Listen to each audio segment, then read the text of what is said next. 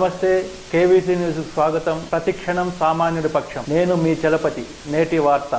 కిరణ్ రాయల్కి ఉన్న గొడవ ఏంటి, కారణం ఏంటి, వివరాలు చెప్పండి. ఒక వీడియో పంపించడం జరిగింది. దాని కింద కిరణ్ ఒక వీడియో పెట్టాడు. ఫస్ట్ నేను దాని గురించి చెప్పాలనుకుంటున్నాను. ఒక 1 year బ్యాక్స్, ఇది 2023లో జరిగింది. నేను హాస్పిటల్లో ఈరోజు ఎలా ఉన్నానో అలానే ఉన్నాగా అతని మీద ఎక్కడ ఇష్యూ అవుతుందో అని చెప్పి అక్కడికి వచ్చి మా చిన్న అబ్బాయిని బెదిరించి కాళ్ళు పట్టుకొని, నా పొలిటికల్ లైఫ్ ఇది స్పాయిల్ అవుతుంది, నాకు ఇన్ని సంవత్సరాలు నా గోల్ స్పాయిల్ అవుతుంది, ఇప్పుడు మీరు ఇలా చేశారంటే అని చెప్పి ఒప్పించి నాకు అప్పుడు ఇమీడియట్గా 5 lakhs ఇస్తానని చెప్పి మొత్తం 30 lakhsకి ఇస్తానని చెప్పి ఒప్పందం చేశారు సార్. దానికి నేను 1% కూడా ఒప్పుకోలేదు. ఎందుకంటే నేను ఇచ్చిన డబ్బులు 1,20,00,000. అది కాకుండా నా నగలు 25 సవర్లు సార్ మొత్తం. దీనికి నేను ఒప్పుకోలేదు. ఆ రోజు కూడా నా పిల్లలు వద్దమ్మా, ఇప్పటికి పోయిన పరువు చాలు, వద్దు, ఇక్కడికి ఆపేసే అన్నారు.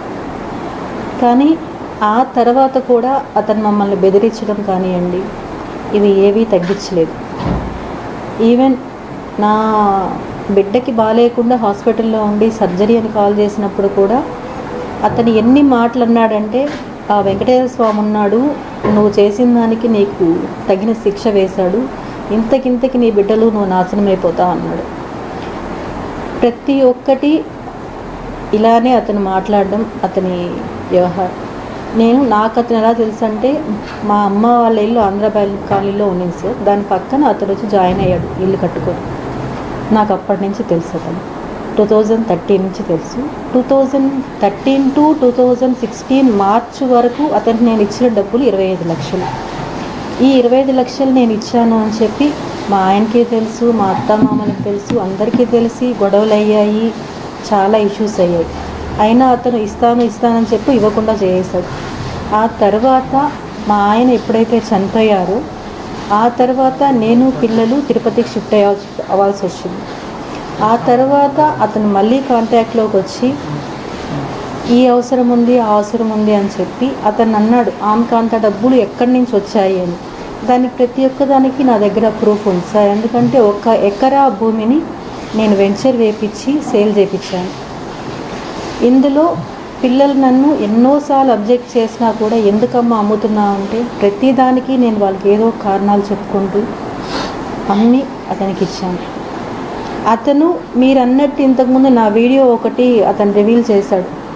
అది నాకు నేనే ఇచ్చిన వీడియో కాదు సార్. దాన్ని కూడా బెదిరించి ఇప్పించిన వీడియో అది. దానికి సాక్ష్యాలు కూడా నా దగ్గర ఉన్నాయి. అతను ఏ విధంగా అయితే నన్ను బెదిరించాడు, థ్రెటన్ చేశాడు అనేది ప్రతి ఒక్క సాక్ష్యం నా దగ్గర ఉంది. మీకు ఇప్పుడు జనసేన సార్, నేను ఒకటి చెప్పాలనుకుంటున్నాను.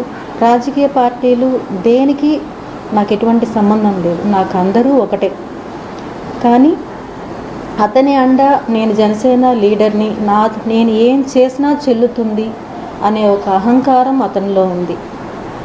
నేను ఈ విషయం మీ అందరూ కలిసి నాకు పర్మిషన్ ఇప్పించి పవన్ కళ్యాణ్ గారికి పంపించగలిగితే నా దగ్గర ఉండే సాక్ష్యాలన్నీ కూడా నేను ఆయనకి చూపించి నాకు న్యాయం జరిగేలాగా నేను పోరాడతాను. ఈరోజు జరిగిన విషయం, నేను హాస్పిటల్ నుంచి ఇంటికి వచ్చిన వెంటనే మీడియాకి అది వైరల్ అయిన తర్వాత ఫోన్ చేసి మా చిన్నబ్బాయికి ఎలా బెదిరిస్తున్నాడంటే, రా నిన్ను చంపేస్తాను నేను, ఎక్కడున్నా మీరు అని చెప్పి బెదిరిస్తున్నాడు.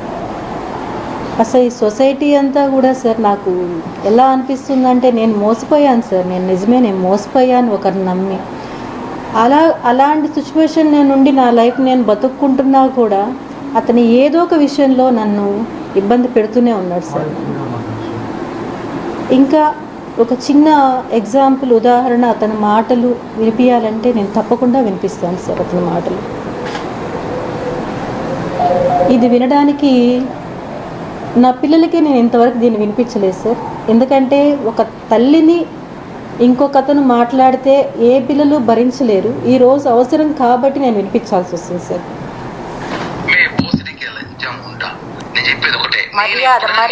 మాట్లాడు మర్యాద నీకే, మర్యాద లేబర్ ముండా, ఇంక నీ మర్యాద అయిపోయింది, వస్తున్నది రేపు అయిపోయింది నీకు మర్యాద చాలు. చాలా రెస్పెక్ట్ ఇచ్చి నేను చాలా వరకు కూల్గా కామ్గా ఇన్ని రోజు కామ్గా ఉన్నా. నువ్వు ఏదో అన్నావు కదా, నీ వల్ల నేను చూపిస్తా. వస్తున్నా, రేపే వస్తున్నా. ఏం చేస్తావా? ఏం చేస్తానా? వచ్చి మాట్లాడతా. నువ్వేదో చేస్తానా? వచ్చి ఎక్కడికి పోతావో పో. నా ఎంట్రిక ఏమనుకుంటావు నన్ను నువ్వు? నీ మరిది అనుకున్నావా? బృందావల తమ్ముడు జఫానా కొడుకు అనుకున్నా నేమేనా? నీ కొడుకులు పెద్దోళ్ళైతే మడిచి నీ గుత్తలో పెట్టుకో. నా దగ్గర కాదు. కోసి వాత పెడతా. మర్డర్ కేసు పెట్టుకు జైలు పోతా. 40 రోజులు బెయిల్ తీసుకుని బయటకు వస్తా. నీ అమ్మ బుక్ చాలా చూసినాను ఇట్లాంటివి. ఇది ఒక చిన్న ఉదాహరణ మాత్రమే సార్, చిన్న ఉదాహరణ మాత్రమే. అతను నా ఆఫీస్కి వచ్చి నన్ను ఎలా బెదిరించాడు అంటే, ఇది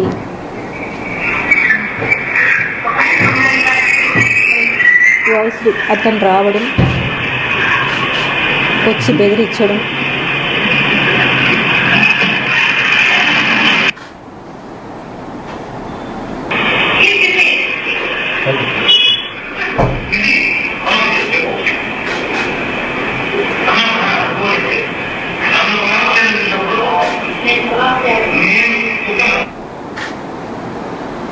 ఇలా ఒకటి కాదు సార్. ఇన్ని చేసినా కానీ నేను ఇన్ని ఇయర్స్ నేను కామ్గానే ఉన్నాను సార్. నేను ఈరోజు నా సిచ్యువేషన్ ఏమంటే, అతనికి నేను డబ్బులు ఇచ్చి నా పిల్లల భవిష్యత్తు నేను ఏమీ చేయలేకపోతున్నాను వాళ్ళకి. నేను నా డబ్బులు నాకు కావాలని పోరాటం చేస్తుంటే అతను బెదిరిస్తున్నాడు.